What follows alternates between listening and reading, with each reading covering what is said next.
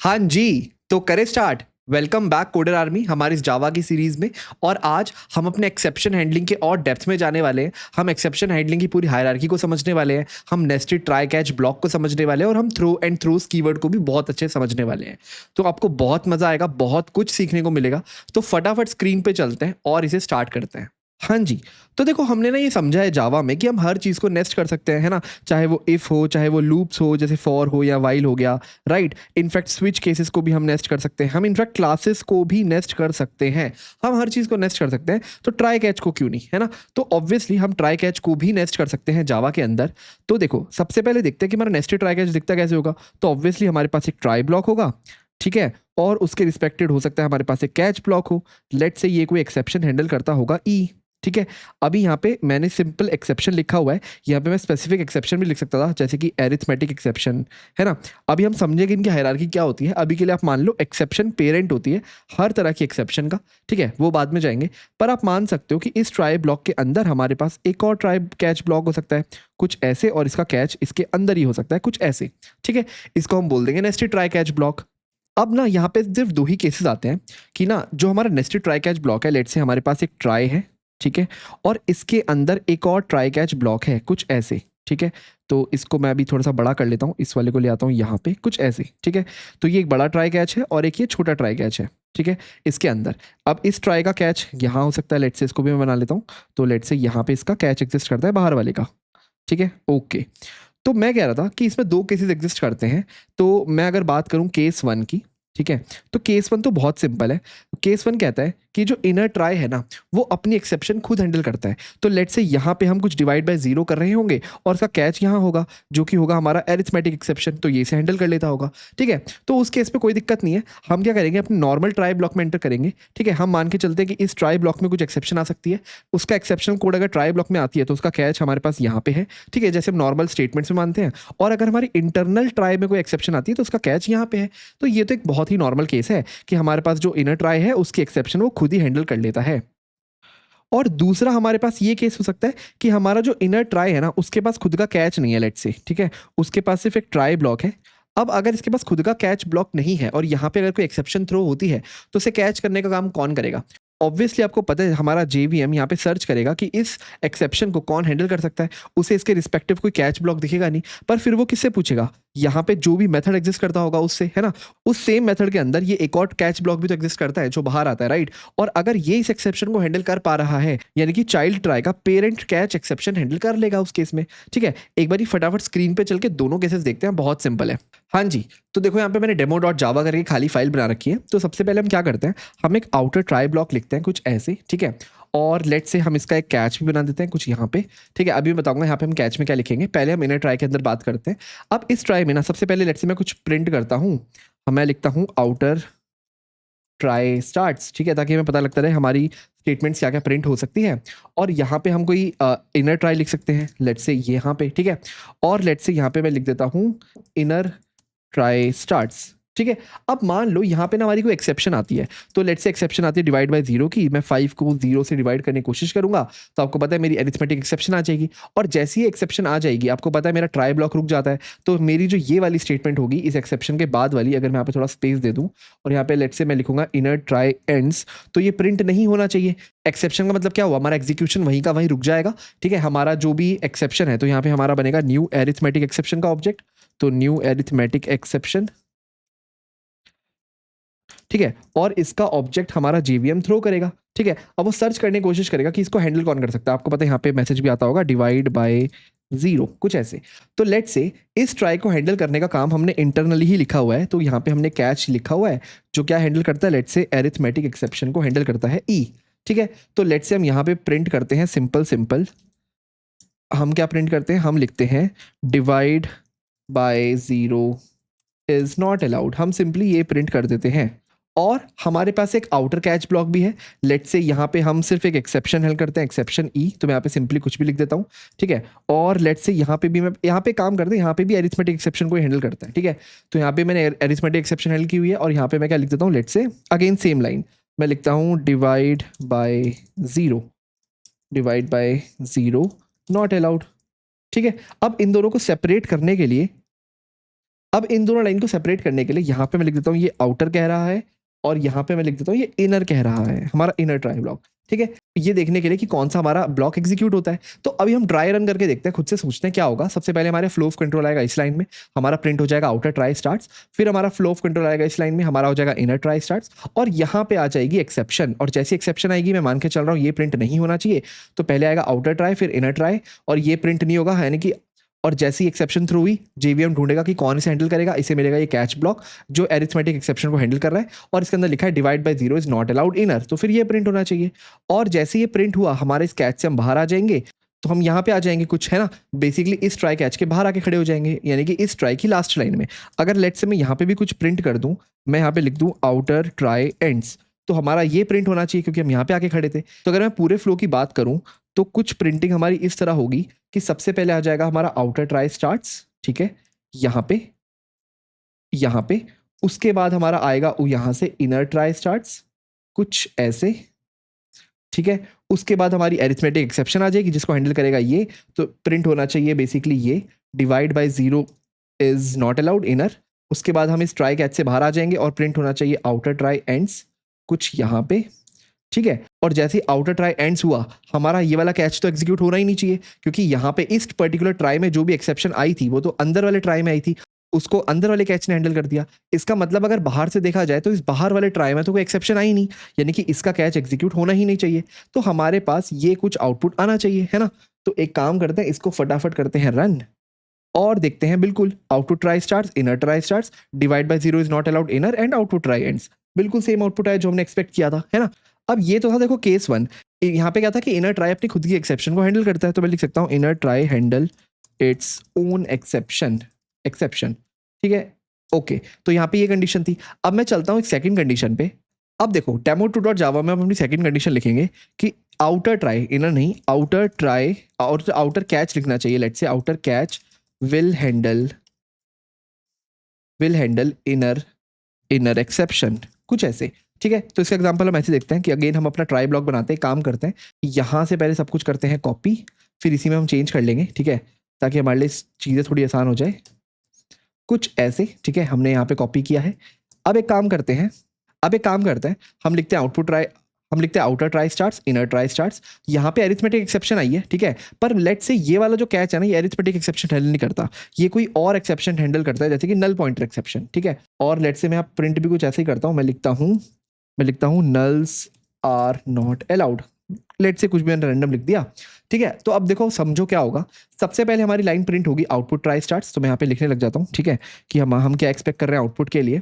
तो ऑब्वियसली ये तो प्रिंट होना ही चाहिए आउटपुट ट्राई स्टार्ट्स, ठीक है। इसको मैं लिख लेता हूँ, ये हो गया, तो इसको मैं लिख लेता हूँ, ये हो गया। उसके बाद ये भी प्रिंट होना चाहिए इनर ट्राई स्टार्ट्स, है ना, क्योंकि हम इनर ट्राई के अंदर एंटर करेंगे, तो फिर ये प्रिंट हो जाएगा कुछ ऐसे। फिर हम आएंगे यहाँ पे, हमारी एक्सेप्शन थ्रो हो जाएगी एरिथमेटिक एक्सेप्शन। हमारा जेवीएम ढूंढेगा इस एक्सेप्शन को हैंडल कर कौन रहा है, क्या ये कैच कर रहा है, बिल्कुल भी नहीं, ये तो नल पॉइंटर एक्सेप्शन हैंडल कर रहा है, यानी कि ये तो इसे कैच नहीं कर पाएगा। तो अगर ये इसे कैच नहीं कर पाएगा तो जेवीएम क्या करेगा, ढूंढने लगेगा कि और इसके ऊपर इसे कौन हैंडल कर सकता है, ठीक है। अब हमें ये तो पता है इनर ट्राई एंड्स, ये तो प्रिंट नहीं होगा क्योंकि यहीं पे एक्सेप्शन आ गई। क्या अब ये प्रिंट होगा? आंसर है इस केस में नहीं होगा, क्योंकि हमारे इस कैच ने एक्सेप्शन को हैंडल नहीं किया। एक्सेप्शन अभी भी हैंडल होना चाहती है, ये तभी प्रिंट होता अगर ये प्रिंट हो जाता। बेसिकली यहाँ पे हमारी एक्सेप्शन हैंडल हो जाती, हम अपना नॉर्मल फ्लो ऑफ कंट्रोल चला के रखते, पर क्योंकि नॉर्मल फ्लो ऑफ कंट्रोल तब तक नहीं चल सकता जब तक हम इस एक्सेप्शन को हैंडल नहीं कर लेते। तो या तो ये कैच हैंडल करेगा या इससे ऊपर वाला कोई कैच हैंडल करेगा, यानी अब जेवीएम ढूंढेगा इससे ऊपर, यानी कि इसके पेरेंट ट्राई पे, क्या तू इसे हैंडल कर सकता है? ये बोलेगा हाँ मेरे पास एक कैच है जो एरिथमेटिक एक्सेप्शन को ही हैंडल करता है, ठीक है। तो फिर प्रिंट होना चाहिए divide by 0 not allowed outer, यानी कि इसने इसे हैंडल कर लिया, ठीक है। तो इसके बाद आ जाएगा ये, और जैसे ये आया हमारा ये कैच भी खत्म हो गया, यानी कि हम आके खड़े हो गए बाहर इस वाले पे, है ना। हम यानी कि आउटर ट्राई कैच के भी बाहर आके खड़े हो गए। अब यहाँ तो कोई स्टेटमेंट बची नहीं है, तो हमारा मेन मेथड भी खत्म हो गया। तो यानी कि यही सिर्फ 3 चीजें प्रिंट होनी चाहिए। तो एक बार इसे रन करके देखते हैं, और बिल्कुल सही, output try starts inner try starts और divide by 0 not allowed outer, और यही 3 चीजें प्रिंट हुई, राइट। तो नेस्टेड में प्रेडिक्ट करना कि क्या प्रिंट होगा बहुत सिंपल है, राइट। आपको बस ये देखना है कि इस एक्सेप्शन को हैंडल करने कौन चाह रहा है, हमारे केस में इस पर्टिकुलर एक्सेप्शन को।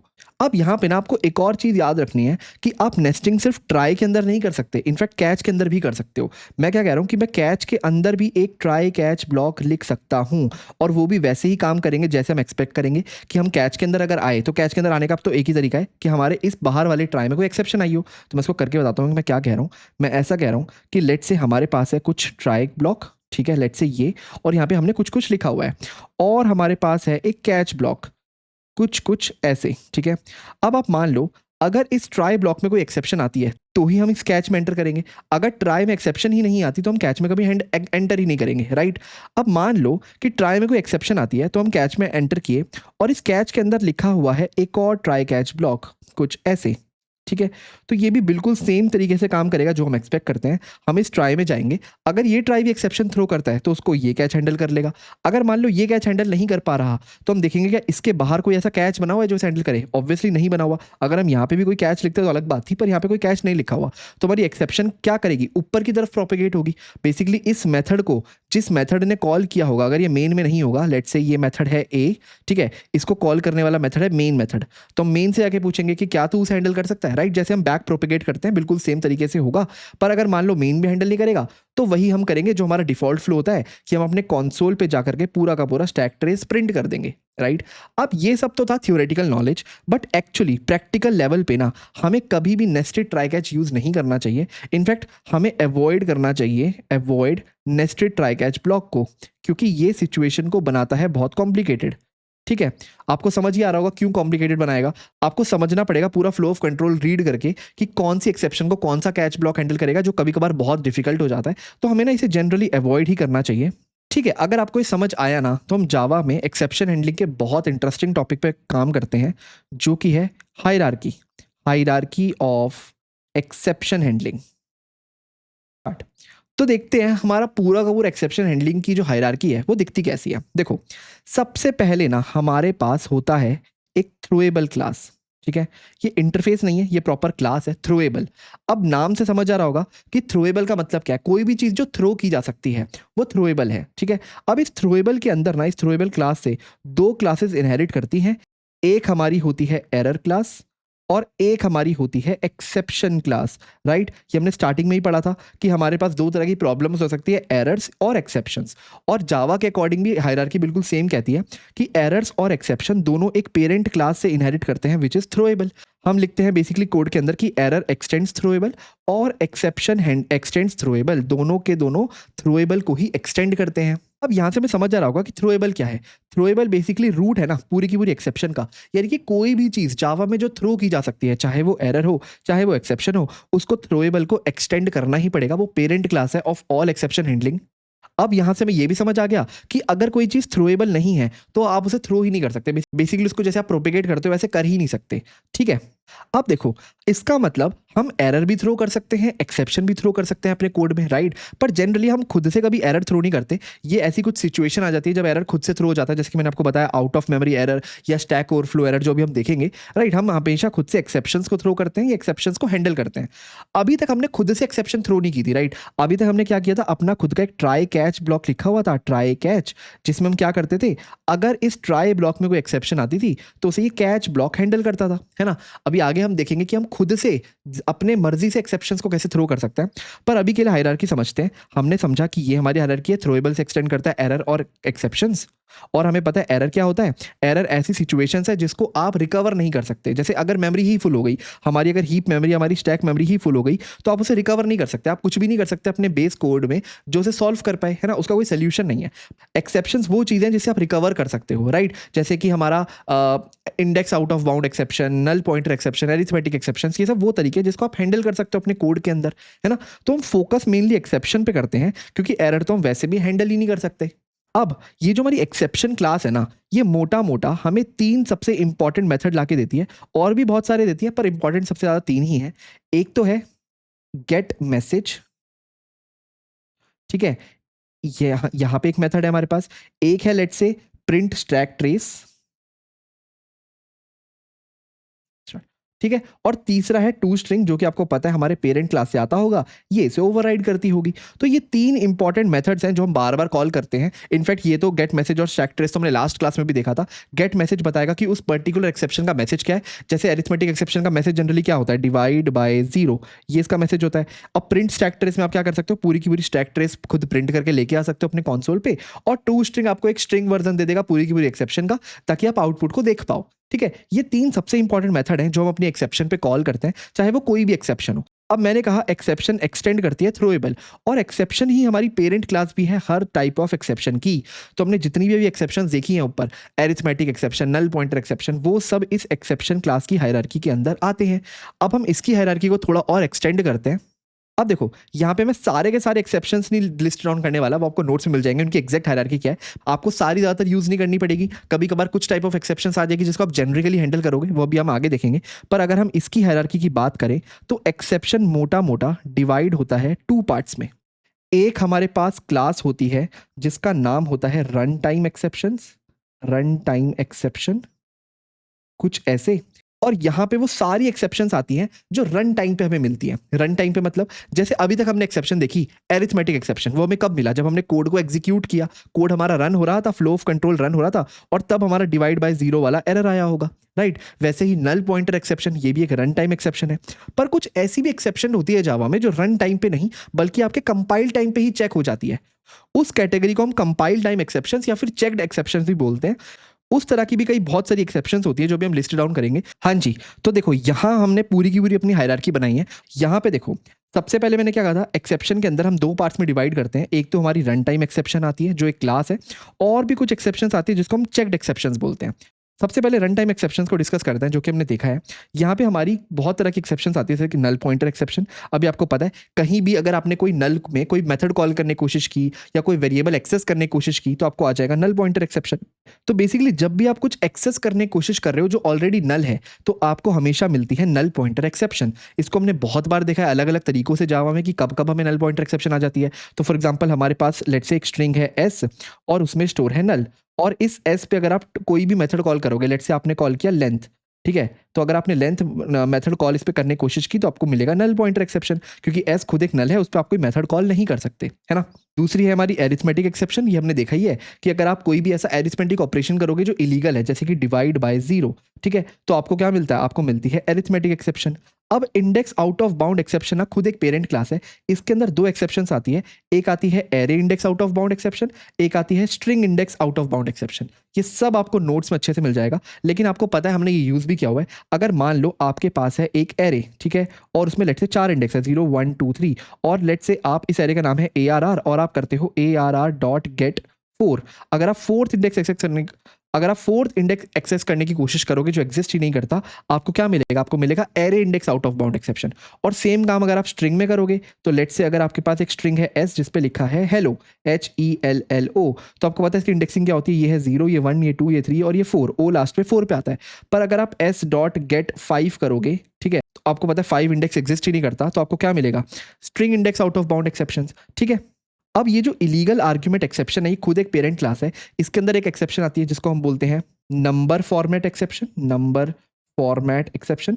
अगेन ये बहुत छोटी छोटी एक्सेप्शन है, हम इनके अंदर नहीं जाते, हम इनको इतना याद नहीं करते, राइट। हमें बस पता होना चाहिए कि कौन सी रन टाइम एक्सेप्शंस एग्जिस्ट कर सकती है। मोस्टली जो फेमस है कुछ ये वाली, है ना। बाकी ये जो आती है इसको हम हैंडल कर सकते हैं using a generic exception handler, जो भी हम डिस्कस करेंगे।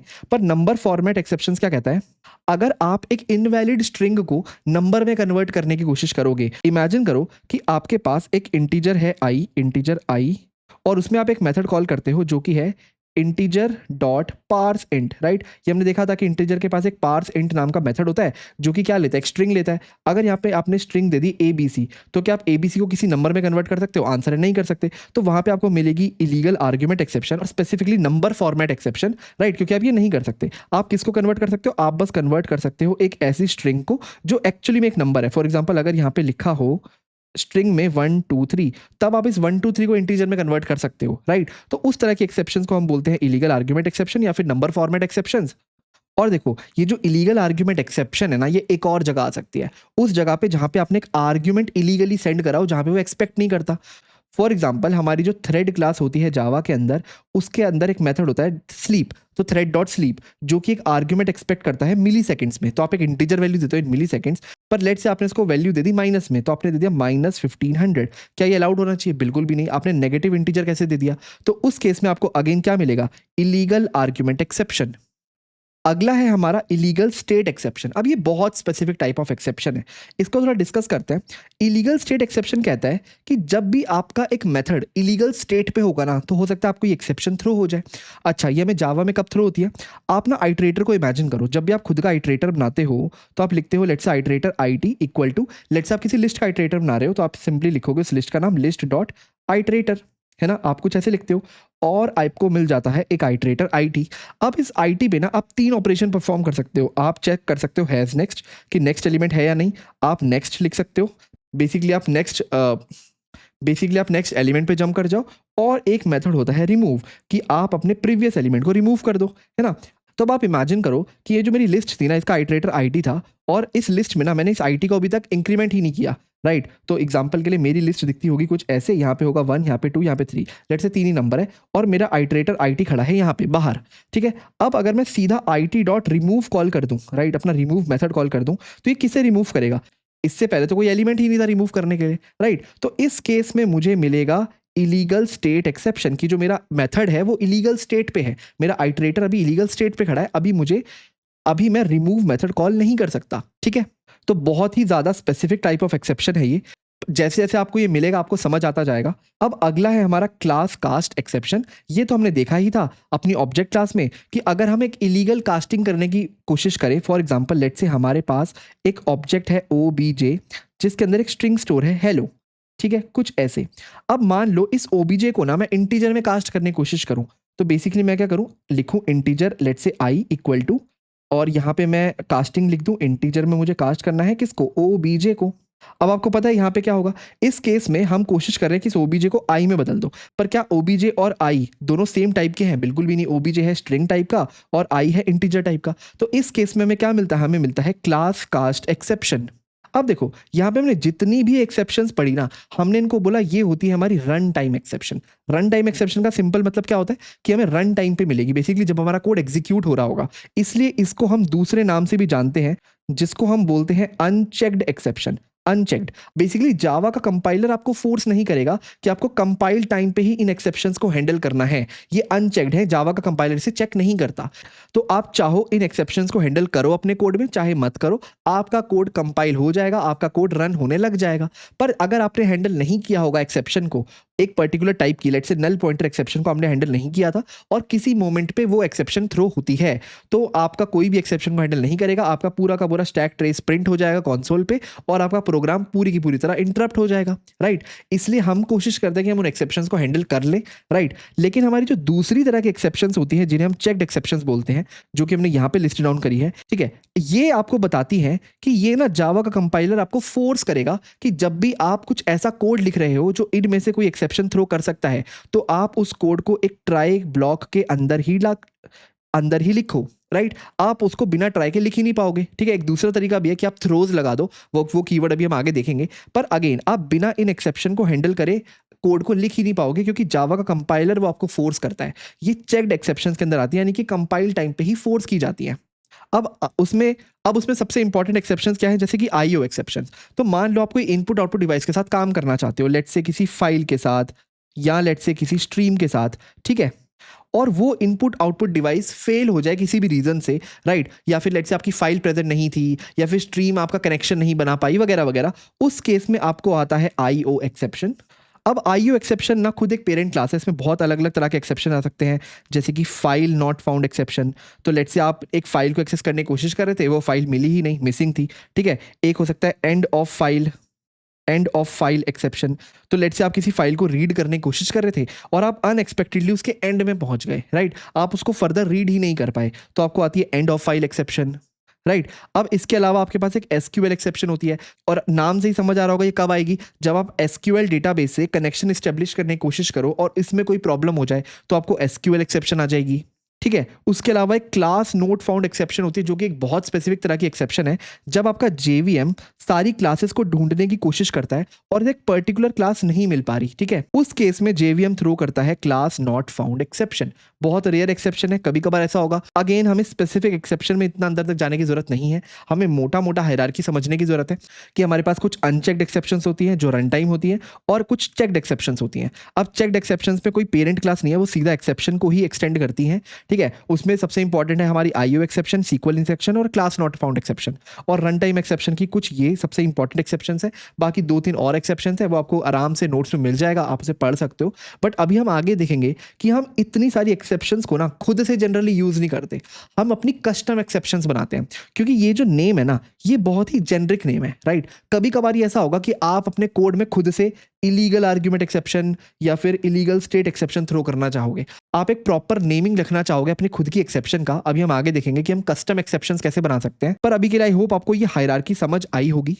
अगर आपको ये हायरार्की समझ आई कि हम अपने कोड में चल के देखते हैं कि जावा में ना हम मल्टीपल एक्सेप्शंस कैसे हैंडल करते हैं और वो कैसे प्रोपेगेट होती है, कहाँ हम कैच के अंदर कोई पर्टिकुलर एक्सेप्शन को लिख सकते हैं या फिर पूरी की पूरी एक्सेप्शन क्लास को लिख सकते हैं, आपको बहुत मजा आएगा। चलो फटाफट कोड पे चलते हैं। हाँ जी, तो देखो सबसे पहले मैं क्या करता हूँ, मैं लिखता हूँ अपना एक ट्राई ब्लॉक, ठीक है, और इसमें कुछ एक्सेप्शन को लाने की कोशिश करता हूँ। तो लेट से मैं लेके आता हूँ सिंपली 5/0 यानी कि अपनी एरिथमेटिक एक्सेप्शन। तो आपको पता है यहाँ पे क्या आ जाएगी हमारी, यहाँ पे आ जाएगी हमारी एरिथमेटिक एक्सेप्शन, कुछ इस तरीके से, है ना, जो JVM थ्रो करने की कोशिश करेगा। अब उस एक्सेप्शन को हैंडल करने के लिए मुझे यहाँ पे बनाना पड़ता है कैच ब्लॉक, है ना, कुछ ऐसा। और यहाँ पे मैं उस एक्सेप्शन को हैंडल करता हूँ। तो मैं लिख सकता हूँ एरिथमेटिक एक्सेप्शन ई। अगर कभी भी एक्सेप्शन थ्रो होती है तो लेट से मैं करना चाहता हूँ system.out.println, और लेट से इस बार मैं खुद का मैसेज प्रिंट नहीं करता, जो भी इस ई का मैसेज है वही प्रिंट करता हूँ। तो मैं लिखता हूँ e.getMessage, ठीक है, कुछ ऐसे। आपको पता है यहाँ पे हमारी एक्सेप्शन आएगी, यानी कि हमारा e.getMessage /0 प्रिंट हो जाना चाहिए। अगर मैं इसे रन करूंगा तो बिल्कुल /0 प्रिंट हो गया। ये तो हमें पता था। हमें पता है एरिथमेटिक एक्सेप्शन, अगर मैं इसके अंदर जाऊं तो ये एक्सटेंड करती है रन टाइम एक्सेप्शन को, राइट। तो अगर मैं अपने कोड में यहाँ पे रन टाइम एक्सेप्शन लिख दूं तो भी मेरा काम हो जाना चाहिए, राइट। क्योंकि देखो हमें पता है ना, एक पेरेंट क्लास का रेफरेंस वेरिएबल चाइल्ड क्लास के ऑब्जेक्ट को पॉइंट कर सकता है। अब रन टाइम एक्सेप्शन हमारा पेरेंट क्लास है और एरिथमेटिक एक्सेप्शन चाइल्ड क्लास है। तो जब JVM कुछ ऐसे करेगा अंदर से, तो न्यू एरिथमेटिक एक्सेप्शन, और यहाँ पे वो मैसेज पास करता है divide/0, कुछ ऐसा करेगा। तो जब वो एक एरिथमेटिक एक्सेप्शन थ्रो करेगा, उसका एक ऑब्जेक्ट बनाएगा, उस ऑब्जेक्ट को पॉइंट एक रन टाइम एक्सेप्शन भी कर सकता है ना। तो मैं ये वाला कोड भी वर्क करना चाहिए। तो जैसे ही हमारा न्यू एरिथमेटिक एक्सेप्शन हमारा JVM थ्रो करेगा बाय द मैसेज divide/0, इस बार उसे कैच करेगा रन टाइम एक्सेप्शन। कैच बिल्कुल कर सकता है। तो अगर मैं लेट से यहाँ पे प्रिंट भी करता हूँ कि लेट से मैं कुछ लिख देता हूँ catched bye run time exception, कुछ ऐसे, तो हमारा ये प्रिंट हो जाना चाहिए। बेसिकली एक्सेप्शन कैच हो जानी चाहिए। तो अगर मैं इसे रन करूंगा तो देखो catch by run time exception, कोई दिक्कत नहीं है। अब हमें पता है अगर मैं रन टाइम एक्सेप्शन के अंदर जाऊं तो रन टाइम एक्सेप्शन एक्सटेंड करता है एक्सेप्शन को। हमने पूरी हायरार्की देखी थी, यानी कि मैं अगर इसकी जगह एक्सेप्शन भी लिख दूं, सिंपल एक्सेप्शन, तो भी हमारा काम हो जाना चाहिए। तो मैं सिंपली लिख दूंगा कैच्ड बाय एक्सेप्शन, ठीक है। एक बार इसको रन करके देखते हैं, और बिल्कुल कैच बाय एक्सेप्शन। इनफैक्ट अगर मैं अपने एक्सेप्शन क्लास के अंदर जाऊं तो मुझे पता है ये एक्सटेंड करता है थ्रोएबल को। तो क्या मैं यहाँ पे थ्रोएबल भी लिख सकता हूँ, थ्रोएबल, और लिख दूं कैच्ड बाय थ्रोएबल। क्या ये वर्क कर जाएगा, कुछ ऐसे, ठीक है। एक बार इसे प्रिंट करके देखते हैं, और ऑब्वियसली बिल्कुल वर्क कर जाएगा, राइट। तो चाहे मैं यहाँ पे एरिथमेटिक एक्सेप्शन लिखूं, रन टाइम एक्सेप्शन या थ्रोएबल, कुछ भी लिखूं हायरार्की में, मेरा ये पूरा काम कर जाएगा। पर देखो this is not recommended, this is never recommended. क्यों, आप खुद सोचो। हमारी जो थ्रोएबल क्लास है ना, उसको 2 क्लासेस एक्सटेंड करती है, एक तो हमारी एक्सेप्शन क्लास और एक हमारी एरर क्लास। अब अगर आपने कैच थ्रोएबल लिख दिया ना, तो ये कुछ भी कैच कर सकता है, इवन एरर को भी कैच कर सकता है, विच इज डेंजरस। आपको एरर को कैच नहीं करना, राइट। हम सिर्फ एक्सेप्शंस को हैंडल करते हैं, एरर को नहीं। इसलिए हम कभी भी यहाँ थ्रोएबल नहीं लिखते, हम मैक्सिमम यहाँ पे एक्सेप्शन लिख सकते हैं, which is parent of all exception class, ठीक है। उसके भी कुछ रूल्स हैं जो भी अभी आपको बताऊंगा, पर आप मैक्सिमम यहाँ पे एक्सेप्शन लिख सकते हो। तो लेट से यहाँ पे मैं लिख सकता हूँ कैच्ड बाय एक्सेप्शन, और या फिर मैं सिंपली लिख देता हूँ कुछ जेनेरिक एक्सेप्शन अकर्ड, राइट। क्योंकि ऑब्वियसली यहाँ पे हमने एक्सेप्शन लिखा है तो एक जेनरिक एक्सेप्शन है, हमें नहीं पता, हम कोई भी एक्सेप्शन को हैंडल कर सकते हैं, चाहे वो एरिथमेटिक हो, चाहे वो नल पॉइंटर हो। अब आप मान लो यहाँ पे एरिथमेटिक एक्सेप्शन ना आ करके कोई नल पॉइंटर एक्सेप्शन आती, तो वो कैसे आ सकती थी। लेट्स से स्ट्रिंग s = नल में लिखता और मैं s.length को एक्सेस करने की कोशिश करता, कुछ ऐसे। तो यहाँ पे आती है हमारी नल पॉइंटर एक्सेप्शन, और उसको भी एक्सेप्शन हैंडल कर लेता, ठीक है। अगर हम इसको रन करके देखेंगे तो देखो जेनरिक एक्सेप्शन अकर्ड, राइट। तो ये कोई भी हैंडल कर सकता है, तो ये कोई भी एक्सेप्शन हैंडल कर सकता है क्योंकि ये पेरेंट है of all type of exceptions, ठीक है। ओके, अब ना मैं आपको एक चीज़ दिखाता हूँ। मैंने कहा था लेट्स से मैं इसको प्रिंट कर देता हूँ, इसको कमेंट कर देता हूँ, और मैं इसी पे चलता हूँ अपनी एरिथमेटिक एक्सेप्शन पे। अगर यहाँ पे मैंने लिखा हुआ है एरिथमेटिक एक्सेप्शन, कोई दिक्कत नहीं है, हम यहाँ पे लेट से प्रिंट कर देते हैं अपना simple divide/0 is not allowed, कुछ ऐसे। अब देखो यहाँ पे मैं मल्टीपल कैच ब्लॉक भी लिख सकता हूँ, राइट। तो मैं यहाँ पे लिख सकता हूँ, लेट्स से इस बार नल पॉइंटर एक्सेप्शन ई, मैं इसको हैंडल कर सकता हूँ। तो system dot out dot println मैं लिख देता हूँ नल्स आर नॉट अलाउड, कुछ ऐसे, अलाउड, कुछ ऐसे, ठीक है। तो यहाँ पे मैंने एक ट्राई और उसके मल्टीपल कैच ब्लॉक लिखे हुए हैं, एक हैंडल करता है अरिथमेटिक को, एक हैंडल करता है नल पॉइंटर को। पर देखो एक्सेप्शन तो कोई एक ही आएगी, या तो हमारी अरिथमेटिक एक्सेप्शन आ जाएगी या फिर हमारी नल पॉइंटर, कोई दोनों एक्सेप्शन तो कभी आ ही नहीं सकती। लेट्स से हमारा ये पूरा का पूरा कोड भी लिखा होता कि पहले ये लाइन होती और फिर ये लाइन होती, पर हमारे जैसे ये लाइन प्रिंट होने की कोशिश होती है हमारी आ जाती है अरिथमेटिक एक्सेप्शन, तो उसके बाद का कोड तो एग्जीक्यूट ही नहीं होता है ना। और अगर मान लो गलती से यहाँ पे एक्सेप्शन नहीं आती, मान लो हमने से कमेंट किया होता तो हमारी एक्सेप्शन आती यहाँ पे, तो एक बार में एक ही कैच ब्लॉक एग्जीक्यूट होगा डिपेंडिंग अपॉन ऊपर कौन सी एक्सेप्शन आई है। मान लो मैंने तीनों लाइनों को अनकमेंट किया हुआ है, ठीक है, तब भी हमारा सबसे ऊपर कौन सा कोड लिखा है, हमारा कोड लिखा है अरिथमेटिक एक्सेप्शन का, तो हमें ये वाली एक्सेप्शन थ्रो होनी चाहिए। तो हमारा बेसिकली ये वाला कोड ब्लॉक एग्जीक्यूट होना चाहिए, ये वाला नहीं। तो अगर हम इसको रन करके देखेंगे तो आप देखोगे कि बिल्कुल divide by zero is not allowed execute हुआ है ना। और अगर आप चाहते हो ये एग्जीक्यूट हो तो मैं कर देता हूं इसको भी के लिए कमेंट और फिर करता हूं इसको रन, तो देखो नल्स आर नॉट अलाउड वाला एग्जीक्यूट हो गया। अब ना यहाँ पे मैं मल्टीपल कैचेस लिख सकता हूँ, लेट्स से 2 कैच के बाद मैं एक और कैच लिखता हूँ कैच, और यहाँ पे मैं एक पेरेंट एक्सेप्शन लिख देता हूँ एक्सेप्शन ई, ठीक है। आपको पता है this is the parent of all exception, और यहाँ पे लेट्स से मैं प्रिंट कर देता हूँ सम जेनेरिक एक्सेप्शन, कुछ ऐसे, ठीक है, ओके। तो अब देखो, अब ना यहाँ पे 2 है स्पेसिफिक एक्सेप्शंस और एक है जेनरिक एक्सेप्शन। तो हमारा जो जेवीएम है जब यहाँ पे वो एक्सेप्शन थ्रो करेगा तो वो कैच को कैसे फाइंड आउट करता है, जब मल्टीपल कैचेस एग्जिस्ट करते हैं वो जाता है टॉप टू डाउन। सबसे पहले हमारा जो जेवीएम है ना वो ढूंढेगा, सबसे पहले वाले कैच पे जाएगा और देखेगा कि क्या ये मेरी एक्सेप्शन हैंडल कर पा रहा है। आंसर है यस, कर पा रहा है, तो हम अपनी एक्सेप्शन को हैंडल कर लेंगे, यानी कि जो भी यहाँ पे है उसको प्रिंट कर देंगे और सारे कैचेस से बाहर आ जाएंगे। पर आप मान लो यहाँ पे मैंने इसको कमेंट किया हुआ है और मेरी एक्सेप्शन आती है due to null pointer exception, है ना, तो ये लाइन तो एग्जीक्यूट होगी नहीं। यानी कि होगा क्या, मेरा जेवीएम ढूंढेगा, सबसे पहले इस कैच को बोलेगा क्या क्या तू एक्सेप्शन हैंडल कर सकता है, ये बोलेगा नहीं मैं तो अरिथमेटिक एक्सेप्शन हैंडल करता हूँ, ये नल पॉइंटर एक्सेप्शन है। फिर ये दूसरे कैच से पूछेगा क्या तू हैंडल कर सकता है, ये कहेगा हाँ मैं हैंडल कर सकता हूँ, और ये हैंडल कर लेगा। अब आप मान लो मैंने इसको भी कमेंट किया हुआ है और मेरी किसी तीसरी टाइप ऑफ एक्सेप्शन आ जाती है, लेट्स से मैं क्लास कास्ट एक्सेप्शन लाने की कोशिश करता हूँ। मैं एक ऑब्जेक्ट लेता हूँ ओबीजे और उसमें डाल देता हूँ हेलो, लेट्स से हेलो, और इसको मैं कास्ट करने की कोशिश करता हूँ एक इंटीजर में, integer I equal to let's say integer, let's say cast लिखता हूँ मैं अपना इंटीजर, इंटीजर, और यहाँ पे लिख देता हूँ ओबीजे, कुछ ऐसे, ठीक है। तो मैं ये करने की कोशिश कर रहा हूँ, मुझे पता है यहाँ पे मेरे को आना चाहिए क्लास कास्ट एक्सेप्शन। अब जैसे ही यहाँ पे मेरा ऑब्जेक्ट बनेगा न्यू क्लास कास्ट एक्सेप्शन का, कुछ ऐसे, जो जेवीएम बनाएगा, अब इसको और इसको हैंडल कौन करेगा, जेवीएम सबसे पहले पहले कैच से पूछेगा, ये कहेगा नहीं मैं नहीं हैंडल कर सकता, फिर इससे पूछेगा, ये कहेगा नहीं मैं भी नहीं हैंडल कर सकता, मैं तो नल पॉइंटर हैंडल करता हूँ, फिर पूछेगा इससे। अब ये है पेरेंट ऑफ ऑल एक्सेप्शन, तो ये तो कोई भी एक्सेप्शन हैंडल कर सकता है, यानी कि हमारा आउटपुट आना चाहिए सम जेनरिक एक्सेप्शन, इस केस में बिल्कुल सम जेनरिक एक्सेप्शन। अब देखो रूल यही है जावा में कि आप पहले लिखो स्पेसिफिक एक्सेप्शंस, उसके बाद लिखो जेनरिक एक्सेप्शन, क्योंकि ये तो सब कुछ हैंडल कर ही लेगा। पर अगर मैंने इसको सबसे पहले जाके लिख दिया, देखो तो मेरे को आ जाएगा कंपाइल टाइम एरर, आप देख ही सकते हो कंपाइल टाइम एरर आ रहा है मुझे। और क्या कह रहा है, अगर मैं होवर करूंगा तो unreachable catch block of arithmetic exception, it is already handled by the catch block for exception, right. नाम से ही समझ आ रहा है, क्योंकि ये कैच सबको हैंडल कर लेगा तो हमारा ये दोनों कैचेस तो अनरीचेबल हो गए, कभी भी हम यहां तक तो पहुंच ही नहीं सकते, क्योंकि ये तो सारी एक्सेप्शन हैंडल कर लेगा, राइट। तो हमेशा हमें कोड इस तरह लिखना होता है, ये हमारा कंपाइलर ही हमें मजबूर कर देगा कि हम पहले लिखें अपनी जेनरिक, पहले लिखिए अपनी स्पेसिफिक एक्सेप्शंस और फिर लिखिए अपनी जेनरिक एक्सेप्शन। इनफैक्ट अगर मान लो मुझे पता है इन दोनों का पेरेंट कौन है, रन टाइम एक्सेप्शन, तो उसको भी मैं नीचे ही लिख सकता हूं, मैं यहाँ पे लिख सकता हूँ रन टाइम एक्सेप्शन ई, कुछ ऐसे। मैं इसको भी इन दोनों, बेसिकली मैं इसको भी इसके ऊपर नहीं लिख सकता, तो अगर मैं कोशिश करूंगा ना कि इसको भी इसके ऊपर लिख दूं तो अगेन मुझे सेम एरर आएगा, है ना। आप देख सकते हो मैं होवर करूंगा तो अनरीचेबल कैच ब्लॉक, है ना, क्योंकि ये एक्सेप्शन रन टाइम एक्सेप्शन का जो ब्लॉक है ये इन दोनों के लिए अनरीचेबल हो जाएगा, तो मैं उसको लिख सकता हूं इनके बाद, हाँ उसको मैं इसके बाद भी लिख सकता, फिर ये अनरीचेबल हो गया क्योंकि एक्सेप्शन तो इसका भी पेरेंट है, राइट। तो हमेशा पहले आएंगे सबसे स्पेसिफिक चाइल्ड, फिर उनके पेरेंट और फिर उनके पेरेंट। अगर आपको एक्सेप्शन को चेन्स में हैंडल भी करना है, इसको बोलते हैं चेनिंग ऑफ कैच ब्लॉक्स, ठीक है। तो यहाँ पे मैंने पहले 2 तरह की एक्सेप्शन लिखी, अब ये किसी भी ऑर्डर में आ सकते हैं क्योंकि ये तो सिबलिंग्स है, इनका कोई पेरेंट नहीं है, ये एक दूसरे के चाइल्ड पेरेंट रिलेशनशिप में तो नहीं आते, ये तो सिबलिंग्स है, तो ये ऊपर नीचे आ सकते हैं, पर रन टाइम एक्सेप्शन इनके बाद आएगा और सिंपल एक्सेप्शन इन सब के भी बाहर आएगा।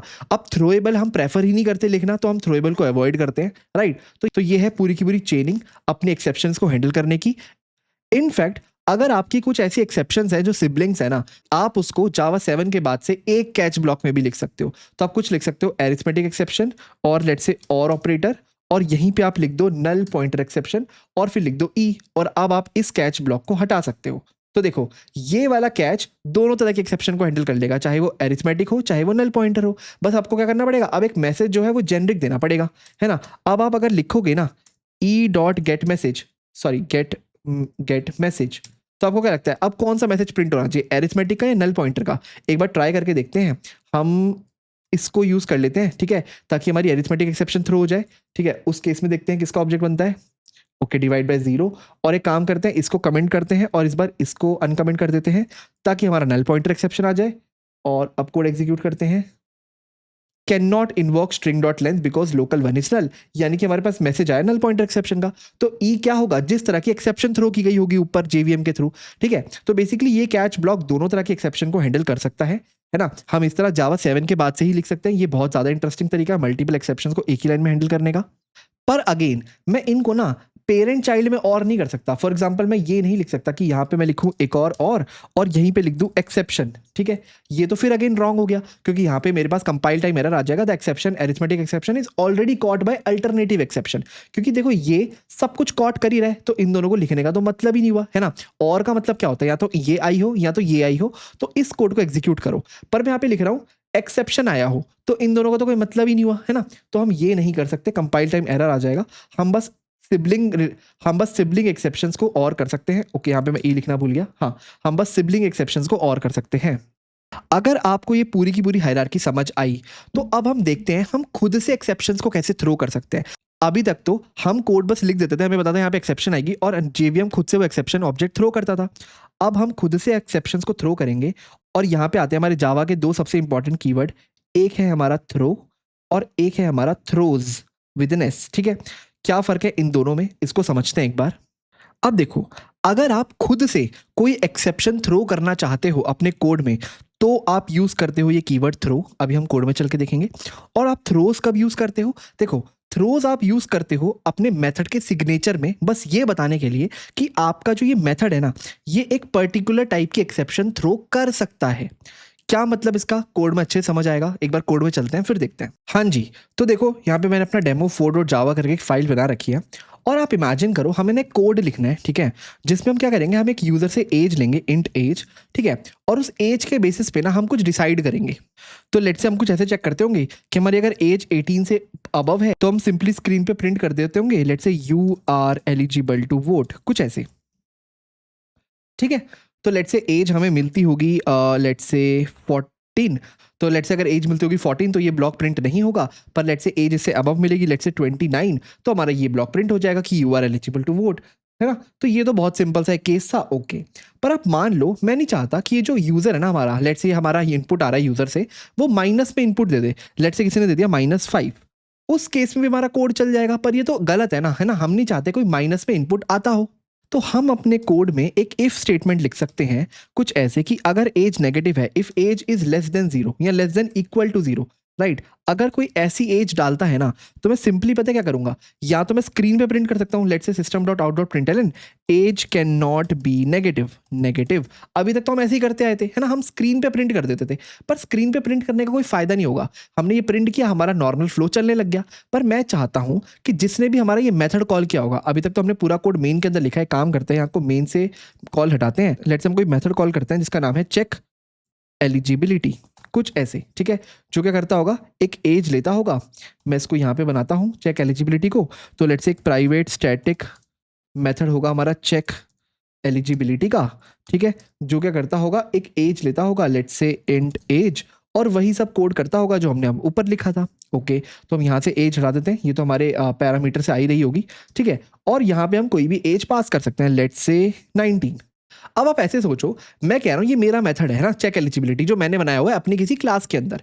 अब कोई भी अगर इस मेथड को कॉल करना चाहता है ना, तो उसे पता होना चाहिए कि वो नेगेटिव एज नहीं दे सकता। तो पहले अभी तक मैं क्या करता आया था, जो एक नाइव वे था कोड करने का, कि मैं ऐसे एक प्रिंट कर देता था। तो लेट्स से मैं लिख दिया system dot out dot println and age can not be negative. अब यहाँ मैं आउट प्रिंट कर सकता हूँ, या फिर लेट्स से मैं एरर मैसेज भी प्रिंट कर सकता हूँ। हमने देखा है कि हम सिस्टम डॉट एर डॉट प्रिंटल भी लिख सकते हैं, जो कि एक तरीका होता है बताने का कि एक एरर मैसेज है।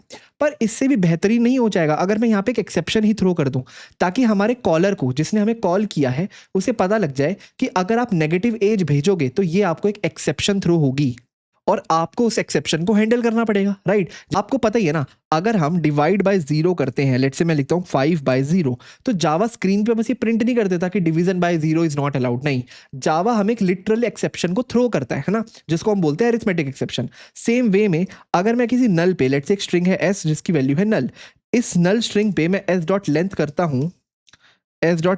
हूँ, तो आपको पता है जावा हमें अंदर से क्या करता है, जावा हमें नल पॉइंटर एक्सेप्शन थ्रो करता है ना। वो सिंपली ये नहीं बोल देता कि ये कर नहीं सकते, है ना। तो एक्सेप्शन से एक तरीका होता है कम्युनिकेट करने का प्रोग्रामिंग में, और आप ऑब्जेक्ट के थ्रू कम्युनिकेट ही तो करते हो, है ना, किसी भी कोड में। तो एक्सेप्शन एक तरीका होता है कम्युनिकेट करने का प्रोग्रामिंग में, कि यहाँ पे आपने कुछ गलत किया है, अब इस गलती को सुधार लो, इस एक्सेप्शन को सुधार लो, है ना। और आप उस गलती को कैसे सुधारते हो, या तो आप ट्राई कैच ब्लॉक लिखते हो, या फिर आप इफ स्टेटमेंट लिखते हो, जो एक प्रिवेंटिव मेजर होता है ना। तो मैं कह रहा हूँ कि अगर कोई एज नेगेटिव देगा ना, मैं यहाँ पे मैसेज प्रिंट नहीं करूंगा, मैं थ्रो करूंगा एक एक्सेप्शन। तो सिंपली कीवर्ड है थ्रो, ठीक है, और मैं लिख सकता हूँ न्यू, और लेट से मैं कौन सी एक्सेप्शन थ्रो करूं, मैं थ्रो करता हूं इलीगल आर्ग्यूमेंट एक्सेप्शन, राइट, क्योंकि हमारा जो आर्ग्यूमेंट है वो इलीगल है। और लेट से यहाँ पे मैं मैसेज पास कर देता हूं age can not be negative, right. Message में अपनी मर्जी का लिख सकता हूँ यहाँ पे। अभी मैं बताऊंगा कस्टम एक्सेप्शंस कैसे बनाते हैं, राइट, तो आपको समझ आएगा कि मैं मर्जी का एक्सेप्शन क्यों लिख पा रहा हूँ, ठीक है। अगर आप एक बार इलीगल आर्ग्यूमेंट एक्सेप्शन के अंदर भी जाके देखोगे ना, तो देखो इसका कंस्ट्रक्टर क्या करता है, एक स्ट्रिंग लेता है और अपने सुपर को, यानी कि अपनी पेरेंट क्लास को दे देता है। आपको पता है इलीगल आर्ग्यूमेंट एक्सेप्शन की पेरेंट क्लास है रन टाइम एक्सेप्शन, तो ये उसको देता होगा। जैसे मैं यहाँ पे क्लिक करूंगा सुपर को, तो देखो मैं रन टाइम एक्सेप्शन के पेरेंट पे आ गया। अब इसका कंस्ट्रक्टर क्या करता है, देखो ये भी मैसेज लेता है और अपने सुपर, यानी कि अपने पेरेंट को दे देता है। इसका सुपर कॉल करूंगा तो मैं एक्सेप्शन के क्लास के अंदर आ गया, एक्सेप्शन डॉट जावा। अब एक्सेप्शन का कंस्ट्रक्टर क्या करता है, सेम मैसेज लेता है, अपने सुपर को दे देता है। अगर मैं इस पे जाऊंगा तो मैं आ गया थ्रोएबल डॉट जावा के कंस्ट्रक्टर के अंदर, और ये क्या करता है, ये मैसेज लेता है और फाइनली उस पर कुछ काम करता है, जैसे कि स्टैक ट्रेस को फिल करेगा वगैरह वगैरह, है ना, डिटेल मैसेज एक लेके आएगा, है ना, उसको प्रिंट करेगा, जो भी है। तो ये काम करता है थ्रोएबल। उसके अलावा जो जितनी भी हमारे पास क्लासेस हैं, वो सब अपने सुपर को, यानी कि अपने पेरेंट क्लास के कंस्ट्रक्टर को कॉल करती रहती हैं। तो जावा ने ये डिजाइन चूज किया। तो जैसे ही मैंने इलीगल आर्ग्यूमेंट एक्सेप्शन में एक मैसेज दिया ना, ये एक्सेप्शन प्रोपेगेट होता हुआ गया थ्रोएबल के पास, और थ्रोएबल को एक्चुअली पता था कि इसको हमें स्क्रीन पे कैसे प्रिंट करना है, कैसे स्टैक दिखाना है, वगैरह वगैरह। अब देखो मैंने अपने मेन फंक्शन से इस चेक एलिजिबिलिटी नाम के मेथड को कॉल किया, और एज मैंने यहाँ पे क्या पास की, 19। तो क्या मेरा ये वाली स्टेटमेंट एग्जीक्यूट होनी चाहिए? बिल्कुल नहीं। मैं यहाँ पे आऊंगा और प्रिंट हो जाएगा you are eligible to vote. तो एक बार वो देखते हैं, बिल्कुल सही है ना। लेट्स से मैं एज देता यहाँ पे नेगेटिव, मैं देता -5। उस केस में मैं इस वाले इफ में एंटर करूंगा और मेरी एक्सेप्शन थ्रो हो जानी चाहिए। तो देखो यहाँ पे मैंने क्या लिखा है, throw new illegal argument exception. तो पहले क्या होता था, जेवीएम अंदर से कोई एक्सेप्शन थ्रो करता था न्यू कीवर्ड को यूज करके। यहाँ पे मैं खुद का इलीगल आर्गुमेंट एक्सेप्शन का एक ऑब्जेक्ट बना रहा हूँ, और यहाँ पे कीवर्ड लिखा है थ्रो, कि इसको थ्रो कर दो कि जो भी मेरे इस मेथड को कॉल कर रहा है उसको। अब जैसे ही मैंने थ्रो किया, आपको पता है एक्सेप्शन का प्रोपेगेशन कैसे होता है, वो जाएगी हमारे कॉलर के पास, यानी कि मेन मेथड के पास, और पूछेगी कि क्या तू इस एक्सेप्शन को हैंडल कर रहा है। हमने यहाँ पे एक्सेप्शन हैंडल नहीं करी हुई, तो हमारा एक्सेप्शन का जो स्टैक ट्रेस है वो प्रिंट हो जाएगा कंसोल के ऊपर। तो अगर मैं इसको प्रिंट करूंगा तो देखो एक्सेप्शन इन थ्रेड में java.lang.illegal argument exception age can not be negative. और हमें पता है हम पूरे के पूरे स्टैक ट्रेस को कैसे पढ़ सकते हैं। एक्सेप्ट से पहले एक्सेप्शन कहाँ आई, demo4.java में 7th लाइन पे। तो 7th लाइन है हमारी यहाँ, ये वाली, यहाँ पे हमारी एक्सेप्शन आई, और उसको किसने कॉल किया था, मेन ने कॉल किया था 3rd लाइन पे, यहाँ से कॉल हुआ था, राइट। अब मान लो अगर मैं इस एक्सेप्शन को हैंडल करना चाहता हूँ, तो मैं क्या करूंगा, मैं इस लाइन को डाल सकता हूँ ट्राई ब्लॉक के अंदर, कि ट्राई करो ये, अगर कोई एक्सेप्शन आती है, let's say illegal argument exception आती है, तो उसको यहाँ पे हैंडल कर लेना। तो यहाँ पे मैं लेट्स से प्रिंट कर सकता हूँ गेट मैसेज, राइट। जो भी ई के पास मैसेज है उसको प्रिंट कर देना। तो इस केस में मेरी एक्सेप्शन हैंडल हो जाएगी, कोई दिक्कत नहीं होगा। अब मैं अगर इसे रन करूंगा तो देखो age can not be negative, पर मेरा कोड यहाँ पे फटा नहीं, क्रैश नहीं हुआ मेरा पूरा का पूरा कोड, राइट। मैंने बस यहाँ पे इसे प्रिंट किया, और उसके बाद चाहूँ तो मैं अपना और कोई काम कंटिन्यू कर सकता हूँ। तो मैं चाहूँ यहाँ पे कुछ प्रिंट कर सकता हूँ, लेट्स से स्टेप 2, और वो मेरा प्रिंट हो जाना चाहिए। तो अगर मैं देखूंगा तो इसके बाद स्टेप 2 प्रिंट हो जाएगा, राइट। पर मेरे पहले वाले केस में वो होता ही नहीं, क्योंकि मैंने अपने पूरे के पूरे कोड को ही क्रैश कर दिया होता। ओके, अच्छा व्हाट इफ मैं यहाँ पे ट्राई कैच ना लिखूं, यहाँ पे इसको ऐसे ही रहने दूं जैसे ये था, ठीक है, और इसी के अंदर ट्राई कैच लिख दूं, तो लेट्स से मैं इसी के अंदर यहाँ पे ट्राई ब्लॉक लिखूं, तो ट्राई, और यहीं पे मैं एक्सेप्शन को थ्रो कर रहा हूँ, ठीक है, कुछ इस तरीके से। और यहाँ पे मैं लिख दूँ उसका एक catch block, let's say catch illegal argument exception E, और यहाँ पे मैं प्रिंट कर दूँ let's say simply E dot get message, कुछ ऐसे। तो अब मेरी एक्सेप्शन कौन हैंडल करेगा? तो देखो यहाँ पे मैंने एक्सेप्शन को थ्रो किया, तो मैंने बनाया न्यू इलीगल आर्गुमेंट एक्सेप्शन। मेरा जेवीएम ढूंढेगा कि इस एक्सेप्शन को हैंडल कौन कर सकता है। अब जैसे ही ढूंढने लगेगा ना, इसको मिल जाएगा कि मैं तो खुद एक ट्राई ब्लॉक के अंदर हूँ, तो इसके कैच ब्लॉक से पूछेगा क्या तू हैंडल कर सकता है, बोलेगा बिल्कुल कर सकता हूँ, तो ये सिंपली मैसेज प्रिंट कर देगा। तो बेसिकली चेक एलिजिबिलिटी मेथड खुद ही एक्सेप्शन को थ्रो कर रहा है और खुद ही उसे हैंडल कर रहा है। तो अगर आप इसे रन करके भी देखोगे तो देखो age can not be negative, इसी ने इसको हैंडल कर लिया, मेरा कोई कोड फटा नहीं है ना, यानी कि कॉलर को इसे हैंडल करने की जरूरत ही नहीं पड़ी। पर ये कोई तरीका ही नहीं है, तो कोई अलग तरीका है, ऐसा कभी हम कोड में करते ही नहीं है। हमने अगर थ्रो किया है तो इसका मतलब इसलिए थ्रो किया है क्योंकि हम कॉलर को बोलना चाहते हैं कि भाई एक्सेप्शन आई है तू हैंडल कर, पर हमने फिर खुद ही से हैंडल कर लिया, तो फायदा क्या हुआ, है ना। इससे अच्छा तो मैं यहाँ पे ही लिख देता age can not be negative, क्योंकि मेरे कॉलर को तो पता ही नहीं लगा ना कि भी एक्सेप्शन आई भी थी, क्योंकि मैं एक्सेप्शन को कंज्यूम कर गया। जैसे मैं कैच ब्लॉक में गया, मैंने बस एक स्टेटमेंट प्रिंट की एंड सो ऑन। आप सोचो कॉलर की नजरों से, मेन की नजरों से सोचो, मेन ने चेक एलिजिबिलिटी कॉल की -5 देके, और उसके लिए बस ये प्रिंट हुआ स्क्रीन पे कि age can not be negative. उसे कभी ये पता ही नहीं चल पाया कि कोई एक्सेप्शन भी अंदर से थ्रो हुई है या नहीं, राइट। तो ये कोई तरीका नहीं है, हम कभी ऐसा करते नहीं है कि हम सेम एक्सेप्शन खुद से थ्रो करें और उसी को उसमें कैच ब्लॉक में हैंडल कर ले, राइट। तो बेटर तरीका क्या होता है? तो बेटर तरीका बस यही होता है कि हम बस थ्रो कर दें, ठीक है, और उसको हैंडल करने की जिम्मेदारी हो हमारे पेरेंट की, ठीक है। आई होप आपको ये समझ आया होगा। अब ना हम एक बार देखते हैं अपने दूसरे कीवर्ड थ्रोस को कि वो कहाँ काम आता है। यहाँ तो हमने देखा है थ्रो, जब हम खुद से एक एक्सेप्शन को थ्रो कर सकते हैं, पर एक हमारा एक और कीवर्ड है थ्रोज। अब ये कहाँ काम आता है, ये बहुत इंटरेस्टिंग है, और इसका सबसे अच्छा यूज आपको देखेगा चेक्ड एक्सेप्शंस पे। तो सबसे पहले ना चेक्ड एक्सेप्शन का कोड लिखते हैं, ठीक है। तो देखो यहाँ पे मैंने अपनी डेमो 5.java क्लास बनाई है, तो यहाँ पे मैं क्या करने वाला हूँ, अपनी चेक्ड एक्सेप्शंस को देखने वाला हूँ, चेक्ड एक्सेप्शंस, और अपने देखने वाला हूँ कि हमारा थ्रोस कीवर्ड कैसे काम करता है, ठीक है। तो सबसे पहले ना अपने एक चेक्ड एक्सेप्शन का कोड लिखते हैं। तो मैंने कहा था चेक्ड एक्सेप्शन वो एक्सेप्शन होती है जो जावा का कंपाइलर आपको फोर्स करेगा कि भाई इस एक्सेप्शन को खुद से ट्राई कैच ब्लॉक में डालो, खुद से इसको हैंडल करो किसी तरीके से। तो आप इमेजिन करो मैं एक चेक्ड एक्सेप्शन आता हूँ IO एक्सेप्शन, तो मैं काम करता हूँ फाइल के साथ डील करता हूँ। मैं एक फाइल रीडर नाम की क्लास होती है, उसका एक ऑब्जेक्ट बनाता हूँ, लेट्स से FR, और लिखता हूँ equal to let's say new file reader, और यहाँ पे मैं एक फाइल का नाम पास करता हूँ। तो लेट्स से फाइल का नेम है abc.txt, ठीक है, कुछ इस तरीके से, और इसको करता हूँ बंद। तो देखो जैसे ही मैंने इसका ऑब्जेक्ट बनाया ना, मेरे पास कोई एरर आ गया, और देखो एरर क्या कहता है, unhandled exception of type file not found exception. अब मैंने आपको कहा था हमारे पास चेक्ड एक्सेप्शन होती है जिसमें एक एक्सेप्शन है IO एक्सेप्शन, है ना, और उस IO एक्सेप्शन के अंदर हमारे पास फाइल नॉट फाउंड एक्सेप्शन आती है, फाइल नॉट फाउंड एक्सेप्शन। अब जावा कहता है कि आप ना ऐसा लिख ही नहीं सकते, आपको खुद से इस एक्सेप्शन को हैंडल करना पड़ेगा, यानी कि मेरे को इसे एक डालना पड़ेगा ट्राई ब्लॉक के अंदर। तो मैं यहाँ पे लिखूंगा ट्राई, लेट्स से ट्राई, कुछ ऐसे, और यहाँ पे मैं इसको लिख सकता हूँ, और इसके बाद मैं एक कैच ब्लॉक लिख सकता हूँ जेट से file not found exception E, और यहाँ पे उस एक्सेप्शन को हैंडल कर लूँ। लेट्स से कुछ ना करूँ, मैं सिंपली प्रिंट कर दूँ let's say file not found, कुछ इस तरीके से। देखो ये अलाउड है, क्यों है? क्योंकि जावा कहता है कि हो सकता है फाइल मिसिंग हो, आप abc.txt को abc.txt को एक्सेस करने की कोशिश कर रहे हो, ये एक एक्सटर्नल फाइल है, मैं श्योरिटी नहीं ले सकता कि भाई ये फाइल एग्जिस्ट करती है नहीं करती, तुम हमारे कोड से बाहर जा रहे हो, तो मैं तुम्हें फोर्स करता हूँ कि तुम इस एक्सेप्शन को हैंडल करो, इसको ट्राई ब्लॉक में डालो, ठीक है। तो जावा हमें ये फोर्स करता है। आप देख सकते हो अगर मैं फाइल नॉट फाउंड एक्सेप्शन के अंदर जाऊं तो देखो ये एक्सटेंड करता है हमारी IO एक्सेप्शन को, और IO एक्सेप्शन एक्सटेंड करती है एक्सेप्शन को, है ना। तो इसकी हायरार्की बिल्कुल सेम वही है जो हमने डिस्कस की थी। अब मान लो ये जो पूरा का पूरा कोड है ना, ये मैं एक और नए मेथड में शिफ्ट कर देता हूं। तो लेट्स से मैं एक नया मेथड बनाता हूं, private static void let's say read file करके एक मेथड बनाता हूं जो एक फाइल को रीड करता होगा, और सिंपली यहाँ पे ये वाला कोड डाल देता हूँ, कुछ ऐसे। ओके अब मेरा जो मेन मेथड है ना, उसका काम है इस रीड फाइल नाम के मेथड को कॉल करना। ओके ठीक है, तो अभी तक मेरा कोड बिल्कुल सही चल रहा होगा, रीड फाइल कॉल होता होगा, यहाँ पे मैंने ट्राई कैच ब्लॉक लिखा हुआ है क्योंकि जावा ने मेरे को फोर्स किया है कि भाई तुम भाई इसको लिखो, क्योंकि मैं श्योर नहीं हूँ कि abc.txt नाम की फाइल एग्जिस्ट करती है। अब देखो, अगर मैं इस कोड को सिंपली रन कर दूं तो ऑब्वियसली abc.txt नाम की कोई फाइल एग्जिस्ट ही नहीं करती, मैंने खुद से बनाया है। तो अगर मैं इस प्रोग्राम को रन करूंगा ना तो मेरे को ये एरर आना चाहिए। तो एक बार देखते हैं कि आता है या नहीं, और बिल्कुल आया, फाइल नॉट फाउंड, राइट, क्योंकि ऐसी कोई फाइल एग्जिस्ट ही नहीं करती। अब मान लो मैं नहीं चाहता कि मैं अपने इस कोड में ना इस एक्सेप्शन को हैंडल करूं, क्योंकि बहुत लंबा चौड़ा कोड हो जाता है, अगली कोड हो जाता है, मैं नहीं चाहता इतना कुछ लिखना। मैं चाहता हूं मैं बस ये स्टेटमेंट लिख पाऊं इंडिपेंडेंटली और मुझे इतना कुछ ना करना पड़े, कुछ ऐसे, ठीक है। पर ये तो मैं कर ही नहीं पाऊंगा क्योंकि यहाँ पे मेरे पास एरर आ जाता है, एरर आता है कि भाई अनहैंडल्ड एक्सेप्शन, आपने इस एक्सेप्शन को हैंडल नहीं किया हुआ। यहाँ पे काम आता है मेरा कीवर्ड थ्रोज। अगर मैं अपने मेथड सिग्नेचर में ही लिख दूं थ्रोज और यहाँ पे लिख दूं एक्सेप्शन का नाम, let's say file not found exception, तो मेरा यहाँ से एरर चला गया।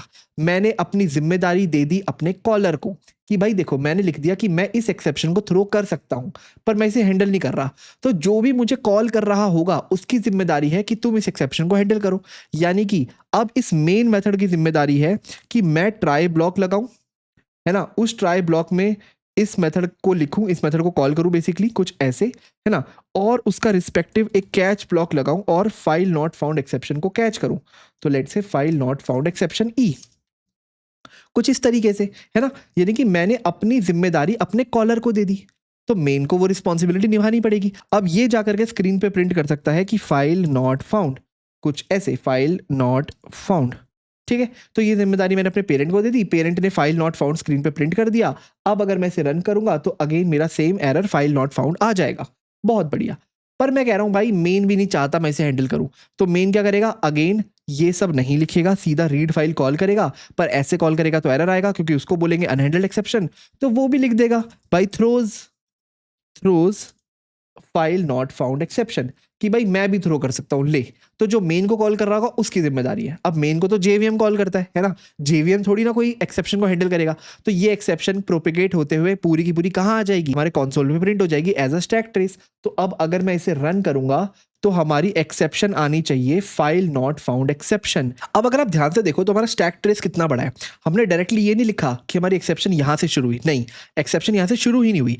एक्सेप्शन हो सकता है फाइल रीडर के कंस्ट्रक्टर के अंदर कोई और मेथड होगा। अगर हम इसके कंस्ट्रक्टर में जाएंगे तो यहाँ देखो फाइल इनपुट स्ट्रीम है, इसके अंदर कोई और मेथड होगा, है ना, वो कुछ और करता होगा और किसी तरीके से हमारी एक्सेप्शन आती होगी।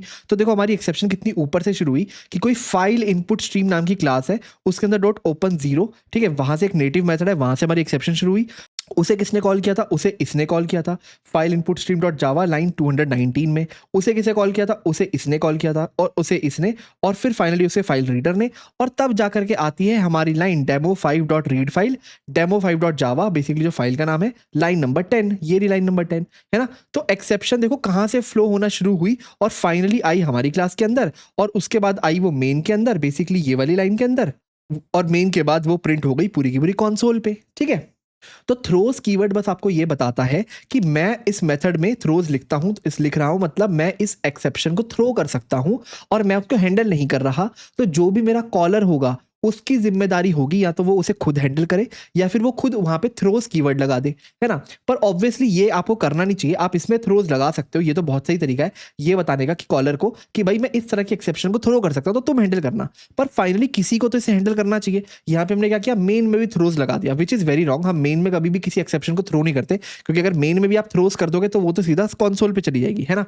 तो यहाँ पे हम जनरली इसे थ्रोज नहीं करते, हम यहाँ पे करते हैं इसे हैंडल। तो यहाँ पे हम जनरली क्या करते हैं, हम इसको डालते हैं ट्राई ब्लॉक के अंदर और इसे करते हैं कैच कैच कुछ इस तरीके से। तो लेट्स से यहाँ पे मैं कैच कर लेता हूँ फाइल नॉट फाउंड एक्सेप्शन, जो हमने पहले भी किया था, ठीक है। हम ये तरीका अपनाते हैं। अगर आपको ये सब अच्छे से समझ आया तो अब टाइम आ गया बिल्कुल मजेदार, हम अपनी खुद की एक्सेप्शंस बनाने वाले हैं, जिसको हम बोलते हैं कस्टम एक्सेप्शंस, ठीक है। हम अपनी खुद की एक्सेप्शन क्लास बनाएंगे। सबसे पहले अगर हम फर्स्ट थॉट प्रिंसिपल लगाएं तो हमें क्यों चाहिए कस्टम एक्सेप्शंस, क्यों बनानी है हमें खुद की एक्सेप्शन। देखो सबसे सिंपल एक्सप्लेनेशन यही है कि जब हम अपना खुद का बिजनेस लॉजिक लिखते हैं ना, उसमें एक्सेप्शंस के नाम ना बहुत स्पेसिफिक होने चाहिए। तो फॉर एग्जांपल अभी जो हमने अपना कोड लिखा था जो चेक करता था कि एज यूजर की 18 से ऊपर है या नहीं, तो हमने वहां पे क्या थ्रो किया था, हमने लिखा था कि throw illegal argument exception, illegal argument exception. अब सुनने में तो ये लॉजिकल लग रहा है कि हाँ भाई आपने जो आर्ग्यूमेंट दी है वो इलीगल दी है, पर ये ना आपको अच्छे से चीज स्पेसिफाई नहीं कर रहा हमारे बिजनेस लॉजिक के हिसाब से। ठीक है, अभी हो सकता है और भी कुछ केसेस हो। तो लेट्स से आपके पास कोई बैंकिंग एप्लीकेशन है और उसमें आपको पता है एक मेथड होता है विदड्रॉ, जिसमें यूजर इस मेथड को कॉल करके कुछ पैसा विदड्रॉ कर सकता है। तो लेट्स से वो यहाँ पे पास करता होगा इंट अमाउंट, है ना।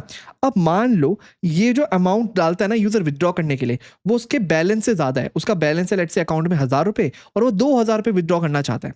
तो उस केस में आप कौन सी एक्सेप्शन थ्रो करोगे, है ना। तो आपके पास जो एग्जिस्टिंग एक्सेप्शन है, या तो आप इलीगल आर्ग्यूमेंट एक्सेप्शन थ्रो कर सकते हो, पर ये कुछ आपको बता नहीं रही, राइट। तो अगर क्या हो आपकी एक्सेप्शन का नाम हो इनसफिशिएंट बैलेंस एक्सेप्शन, राइट, कुछ इस तरीके से। तो ऐसे कुछ एक्सेप्शंस जो आपके बिजनेस लॉजिक को अच्छे से समझा पाते हैं कि वो कहना क्या चाहता है, उनको हम कस्टम एक्सेप्शंस बोलते हैं। इसलिए हम कस्टम एक्सेप्शंस बनाते हैं इनफैक्ट, राइट। तो जैसे मैंने अभी बोला, हमें इनसफिशिएंट बैलेंस दिखाना हो, है ना, एज नेगेटिव ना हो, लेट्स से हमें पेमेंट फेल्ड एक्सेप्शन दिखानी हो तो पेमेंट फेल्ड एक्सेप्शन, है ना।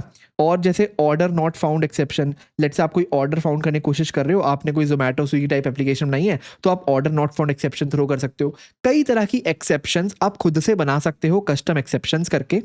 बहुत सिंपल है इसका सिंटेक्स। लेट्स मैं खुद की एक एक्सेप्शन बनाना चाहता हूँ और लेट्स से मैं उसका नाम रखता हूँ invalid age exception, invalid age. तो मैं बेसिकली उसी वाले प्रिंसिपल पे चल रहा हूँ कि अगर यूजर की एज नेगेटिव है तो मैं इनवैलिड एज एक्सेप्शन दूंगा, ना कि अपना इलीगल आर्ग्यूमेंट एक्सेप्शन। ठीक है, तो मैं कैसे बना सकता हूँ, मेरा फॉर्मेट बहुत सिंपल है। मैं एक नई क्लास बनाऊंगा इनवैलिड एज एक्सेप्शन, क्योंकि आपको पता है एक्सेप्शंस क्या है, सारी क्लास ही तो है ना। तो मैं बनाऊंगा एक क्लास इनवैलिड एज एक्सेप्शन और उसको एक्सटेंड करवा दूंगा हमारी एक्सेप्शन क्लास से, राइट। क्योंकि आपको पता है कोई भी अगर एक्सेप्शन है तो उसको इस हायरार्की के अंदर आना पड़ेगा, यानी कि उसे एक्सेप्शन को ओवरराइड करना पड़ेगा। और आपने देखा था कि सारी एक्सेप्शन क्लासेस क्या करती है, जो भी वो मैसेज लेती है ना उसको प्रोपेगेट करती है अपने पेरेंट क्लास की तरफ। तो हम यहाँ पे भी वही कर सकते हैं, हम बनाए इसका एक कंस्ट्रक्टर। तो लेट्स से हम एक पब्लिक कंस्ट्रक्टर बनाते हैं इनवैलिड एज एक्सेप्शन, और लेट्स से हम यहाँ पे एक मैसेज ले लेते हैं, तो स्ट्रिंग मैसेज, और यहाँ पे हम सिंपली लिख सकते हैं सुपर मैसेज, राइट, जो कि बाकी क्लासेस भी करती हैं। हमने कहा कि हमारा जो मैसेज है ये दे दो हमारी एक्सेप्शन क्लास को। वो आपको पता है किसको दे देती है, वो दे देती है थ्रोएबल क्लास को, है ना। और थ्रोएबल क्लास फाइनली हमारी स्क्रीन पे उसको प्रिंट कर देता है ना। तो ये मैंने अपनी खुद की एक एक्सेप्शन बना दी। अब मैं चाहूँ तो इस इनवैलिड एज एक्सेप्शन को थ्रो कर सकता हूँ जहाँ पे मैं अपनी नॉर्मल एक्सेप्शन थ्रो कर रहा था। तो देखो मैं अपने डेमो 4.java वाले कोड में वापस आ गया, जहां पे मैंने एज नेगेटिव होने पे इलीगल आर्गुमेंट एक्सेप्शन थ्रो की थी, राइट, क्योंकि मेरे पास खुद की बनाई हुई कोई एक्सेप्शन ही नहीं थी। अब देखो मैं क्या हो कि यहाँ पे मैं खुद की एक क्लास बनाऊं, लेट्स से जो मैंने डिस्कस किया था invalid age exception, invalid age exception, है ना। तो मैंने अपनी खुद की एक्सेप्शन क्लास बनाई, तो मुझे इसको एक्सटेंड कराना पड़ेगा एक्सेप्शन से, है ना, which is parent of all exception. और अगर मैंने एक्सटेंड कराया है तो लेट्स से मैं यहाँ पे इसका कंस्ट्रक्टर भी लिख देता हूँ पब्लिक इनवैलिड एज एक्सेप्शन, और यहाँ पे मैसेज ले लेता हूँ लेट्स से स्ट्रिंग मैसेज, जो यूजर मुझे ला के देगा। और सिंपली मैं क्या करता रहूँगा, अपने सुपर का कंस्ट्रक्टर कॉल कर दूंगा और इस मैसेज को पास कर दूंगा। ठीक है, बस दैट्स इट, मैंने अपनी खुद की एक्सेप्शन बना दी। आप अगर ध्यान से देखोगे ना, मैंने जैसी ये लाइन लिखी, मुझे कोई भी मेथड को ओवरराइड करने की कोई जरूरत नहीं है, यानी कि हमारी एक्सेप्शन क्लास एब्स्ट्रैक्ट क्लास है ही नहीं, है ना, उसमें सारे मेथड्स ऑलरेडी डिफाइंड है। तो यहाँ पे हम कलेक्शंस की तरह काम नहीं करते कि हमें सारे मेथड्स को ओवरराइड करना पड़ेगा, हमें इतनी कॉम्प्लिकेटेड एक्सेप्शन नहीं बनानी पड़ती। हम जनरली बस क्या करते हैं, उसका एक नाम रखते हैं और उसमें एक मैसेज दे देते हैं अपने पेरेंट को। अब इस नाम से ही ना हम बस ये समझ जाएंगे, एक मार्कर का काम करेगा कि इनवैलिड एज एक्सेप्शन कहना क्या चाहती है। अभी हम देखेंगे कि हम इसमें और चीजें कैसे डाल सकते हैं इस क्लास के अंदर, राइट। पर जनरली हम उतना कॉम्प्लिकेटेड बनाते ही नहीं है। सबसे ज्यादा यूज प्रोडक्शन में ना हम इसी तरह की क्लासेस को करते हैं, इसी तरह की एक्सेप्शंस को करते हैं। अब बस ये ना एक मार्कर का काम करती है कि ये भाई एक एक्सेप्शन है जिसका नाम है इनवैलिड एज। ठीक है, तो जब भी मैं इसे थ्रो करूंगा मैं समझ जाऊंगा कि भाई यूजर ने इनवैलिड एज डाली होगी। अब इसको हैंडल करने का भी तरीका यही है कि मैं कैच में भी लिख दूंगा इनवैलिड एज, है ना। तो देखो अब मैं क्या करूंगा, अपने जावा के कोड में इलीगल आर्गुमेंट एक्सेप्शन की जगह अपनी इनवैलिड एज एक्सेप्शन को थ्रो करूंगा। ठीक है, तो मैंने यहाँ पे लिख दिया throw new invalid age exception. अब देखो क्या कह रहा है error, unhandled exception of type invalid age. इस एक्सेप्शन को कोई हैंडल कर ही नहीं रहा। अब इस चेक एलिजिबिलिटी में मैंने जो एक्सेप्शन थ्रो की हुई है इसको हैंडल कौन करेगा, या तो मैं इसको यहीं पे हैंडल करा दूं, राइट। तो मैं यहाँ पे एक ट्राई ब्लॉक लिखूं, उसके अंदर ये सारी स्टेटमेंट और उसका कैच ब्लॉक। पर मैंने आपको क्या कहा था कि सेम ही मेथड थ्रो कर रहा है और सेम ही मेथड उसे कैच कर रहा है, ये तरीका सही नहीं है ना। तो जनरली हमें क्या करना चाहिए, अपनी रिस्पॉन्सिबिलिटी अपने कॉलर को दे देनी चाहिए। इस चेक एलिजिबिलिटी का कॉलर कौन है, मेन, तो मैं रिस्पॉन्सिबिलिटी कॉलर को दूंगा। तो सबसे पहले मैं लिखूंगा यहाँ पे थ्रोज कि भाई हम थ्रो कर सकते हैं इनवैलिड एज एक्सेप्शन। तो जैसे ही मैंने लिखा मेरा यहाँ से एरर चला गया और कॉलर पे आ गया, यानी कि कॉलर अब सिंपली इसे कॉल नहीं कर सकता, वो इसे ट्राई ब्लॉक के अंदर डाल के कॉल करेगा और उसका काम होगा इस एक्सेप्शन को कैच करने का। और हमारे एक्सेप्शन का नाम क्या है? हमारी एक्सेप्शन का नाम है इनवैलिड एज एक्सेप्शन ई। तो लेट से वो इस तरह उसे कैच कर सकता है और मैं यहाँ पे लिख सकता हूँ ई डॉट गेट मैसेज। ठीक है, कुछ इस तरीके से। अब यहाँ पे मैंने नेगेटिव एज दी है तो मेरा प्रिंट होना चाहिए age can not be negative. बिल्कुल सही बात, जो मैंने यहाँ पे पैरामीटर दिया था मैसेज, है ना। तो ये तरीका है अपनी कस्टम एक्सेप्शंस को बनाने का। अब देखो, अगर मैं चाहूँ ना तो अपनी कस्टम एक्सेप्शन को थोड़ा और कॉम्प्लिकेटेड बना सकता हूँ इसमें कुछ और डेटा डाल के। तो लेट से मैं कहूँ कि मैं यहाँ पे एक और वेरिएबल डिक्लेयर कर देता हूँ कि इनवैलिड एज तो है पर मैं जानना चाहता हूँ मैंने एग्जैक्टली एज डाली क्या थी, है ना। तो मैं यहीं पे एक वेरिएबल डिक्लेयर कर दूंगा इंट एज और यूजर को मैसेज के साथ एक एज भी ले लूंगा ऐसे। ठीक है, मैसेज अपने कंस्ट्रक्टर में तो सिर्फ मैसेज पास करूंगा, राइट, क्योंकि हमारे एक्सेप्शन सिर्फ एक मैसेज एक्सपेक्ट कर सकता है। पर मैं क्या करूंगा, दिस डॉट एज में लिख दूंगा this dot age equal to age. तो जो भी मुझे यूजर से एज मिली उसे अपने इंस्टेंस वेरिएबल में डाल दूंगा। ठीक है, लेट्स से ये जो मैंने एज रखी होगी ये प्राइवेट होगा, है ना, तो प्राइवेट इंट एज और इसका मैं लेट्स से गेटर रख लूंगा। ठीक है, तो लेट्स से पब्लिक इंट गेट एज कुछ इस तरह से, जो कि क्या करेगा रिटर्न कर देगा मेरा let's say this dot as. ठीक है, ओके। तो अब इससे मेरे को क्या फायदा मिला, अब मैंने इस इनवैलिड एज को थोड़ा सा कॉम्प्लिकेटेड बना दिया ताकि मैं इसमें ज्यादा डेटा स्टोर करूं। तो अब जब मैं इनवैलिड एज एक्सेप्शन थ्रो करूंगा ना तो मैं सिंपली सिर्फ मैसेज नहीं दे सकता, मैं और भी चीजें बोलूंगा कि यूजर ने एज क्या डाली थी। तो मैं लेट्स से यहाँ पे सिंपली एज डाल दूंगा। ठीक है, तो invalid age exception age can not be negative और जो भी यूजर ने एज डाली होगी, है ना। अब जब मैं इसको कैच कर रहा हूं और लेट्स से मैं यहाँ पे एक और मैसेज प्रिंट कर दूं कि एंटर्ड एज वॉज और जो भी यूजर ने एज डाली थी ई डॉट गेट एज, इसे कॉल कर दूं। अब मैं ई पे गेट एज कॉल कर सकता हूं क्योंकि ई क्या है, मेरा इनवैलिड एज एक्सेप्शन टाइप का ऑब्जेक्ट है, उसमें गेट एज नाम का मेथड मैंने खुद से डाल दिया, है ना। तो अब स्क्रीन पे प्रिंट होगा जो भी यूजर ने एज भी डाली थी, age can not be negative, entered age was -5। ठीक है, तो मैं इस एक्स्ट्रा डेटा को भी प्रिंट कर सकता हूं अगर मैं इसमें एक्स्ट्रा मेथड्स डाल दूं। और ये भी कई बार हम यूज करते हैं, राइट, जब हमें एक्स्ट्रा इन्फॉर्मेशन अपनी एक्सेप्शन क्लास में डालनी होती है। पर सिंपल तरीका होता है कि आप कोई एक्स्ट्रा वेरिएबल मत डालो, बस आप मैसेज को प्रोपेगेट कर दो। ठीक है, मैंने आपको दोनों तरीके बता दिए। अब अगर आपको ये समझ आया तो हम बढ़ रहे हैं अपने लास्ट टॉपिक की तरफ, which is try with resources. सबसे पहले समझते हैं कि एक रिसोर्स क्या होती है। रिसोर्स, देखो, जावा के अंदर ऐसा कोई भी ऑब्जेक्ट जिसे आपको क्लोज करना पड़े यूज करने के बाद उसको आप एक रिसोर्स बोलते हो, राइट। जैसे कि कोई फाइल, राइट, आप जब भी कोई फाइल को यूज करोगे तो आपकी जिम्मेदारी ये है कि आप उसे क्लोज करो, राइट। ऐसे ही एक डेटाबेस का कनेक्शन, डीबी कनेक्शन, जैसे कि सीक्वल का कनेक्शन, ये आपकी जिम्मेदारी कि आप उस कनेक्शन को क्लोज करो, राइट। कंपाइलर आपको बोलेगा कि एक चेक्ड एक्सेप्शन है, एसक्यूएल एक्सेप्शन एक चेक्ड एक्सेप्शन है। अगर आप डीबी के साथ कनेक्शन बना रहे हो तो आपको उसे ट्राई ब्लॉक के अंदर रखना पड़ेगा। आप कैच में उसको एक्सेप्शन को कैच कर सकते हो और नॉर्मली फाइनली ब्लॉक में उस कनेक्शन को क्लोज कर सकते हो, राइट। अब इसमें और भी चीज आ सकती है, जैसे आप एक नेटवर्क सॉकेट को भी क्लोज करते हो वगैरह वगैरह। ठीक है, तो किसी भी तो ऐसी कोई भी चीज जावा के अंदर जिसे आपको क्लोज करना पड़े यूज करने के बाद उसको एक रिसोर्स कहते हैं। ठीक है, सबसे कॉमन एग्जांपल है हमारा फाइल का, डेटाबेस कनेक्शन का, जो कि हम हमेशा क्लोज करेंगे। अब आप सोचो, अगर आप जनरली फाइल के साथ काम कर रहे हो तो आप क्लोज कहाँ करोगे। हमने अभी तक देखा था हम अपने ट्राई ब्लॉक में क्या लिखते हैं, कोई भी ऐसा कोड जो भाई थोड़ा सा रिस्की है, जो एक्सेप्शन थ्रो कर सकता है। कैच ब्लॉक में हम उस एक्सेप्शन को हैंडल करते हैं और फाइनली हमारे पास होता है एक फाइनली नाम का ब्लॉक, कुछ ये। और यहाँ पे हम कर सकते हैं अपने कनेक्शंस को रिमूव, है ना, अपने सारे कनेक्शंस को क्लोज, राइट। ये तो हमने देखा ही था। तो अगर हम कोड में भी लिखेंगे ना तो फाइनली में हम इस डेटाबेस कनेक्शन को क्लोज कर रहे होंगे। तो यहाँ पे हम लिखते होंगे लेट्स से अगर हमारा डेटाबेस कनेक्शन डीबी है, डीबी तो डॉट क्लोज, राइट। कुछ इस तरीके से हम कोड लिखते होंगे। तो अभी तक तो ये था प्रिमिटिव तरीका। कि क्या होता था कि कई बार ना लोग फाइनली में उस रिसोर्स को क्लोज करना भूल जाते थे तो हमारी रिसोर्स लीक होती रहती थी। तो आपको ऐसा ना करना पड़े, आपको बार बार खुद से उसे मैन्युअली क्लोज ना करना पड़े, जावा उसे खुद से इंटरनली क्लोज कर दे। तो अब उस नॉर्मल ट्राई की जगह आप ट्राई विद रिसोर्सेज यूज करते हो। आप एग्जैक्टली ऐसे नहीं लिखते, ये कोई कीवर्ड नहीं है, आप ऐसे लिखते हो कि आप यूज करते हो अपना ट्राई ब्लॉक और यहाँ पे ब्रैकेट खोलते हो जैसे आप कैच में खोलते हो और यहाँ पे पास करते हो अपनी रिसोर्स। लेट से मेरी रिसोर्स थी फाइल रीडर, तो file reader F R equal to let say new file reader, मैंने इसका एक ऑब्जेक्ट बनाया और यहाँ पे हम लिख के और यहाँ पे हम पास कर सकते हैं कंस्ट्रक्टर में फाइल का नाम, लेट से abc.txt, ये मैंने फाइल का नाम रखा और यहाँ पे मैंने शुरू कर दिया अपना ट्राई ब्लॉक। अब इसके बाद मैं लिख सकता हूँ अपना खुद का कैच ब्लॉक, लेट से फाइल नॉट फाउंड एक्सेप्शन यहाँ पे मेरे को आती है, आपको पता है एक चेक्ड एक्सेप्शन है, फाइल नॉट फाउंड एक्सेप्शन, कुछ इस तरीके से। अब मेरा फायदा ये हुआ कि मुझे ना इस रिसोर्स को मैन्युअली क्लोज नहीं करना पड़ेगा। जैसे ही मैंने ये वाला ट्राई ब्लॉक लिखा और इसका कैच ब्लॉक लिखा, अगर मेरी कोई एक्सेप्शन आती है या कोई एक्सेप्शन नहीं आती, ये रिसोर्स अपने आप क्लोज हो जाएगी। मुझे यहाँ पे फाइनली कीवर्ड लगा के खुद से इस रिसोर्स fr.close करने की जरूरत नहीं पड़ेगी। ये बहुत इंटरेस्टिंग है, ठीक है।